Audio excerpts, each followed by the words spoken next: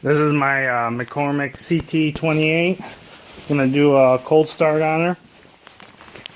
It's about 9 degrees outside, and it probably feels about 15 in here.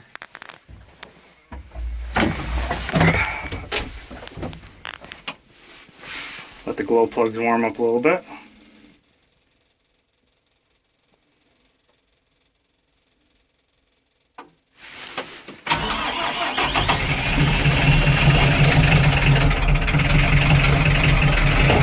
Well, there you have it. She's running.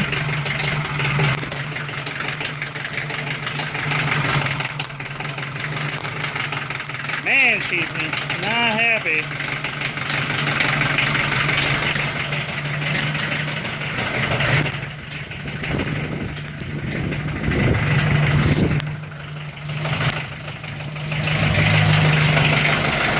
$218 hours on her. Figured I'd do a quick look with her running outside.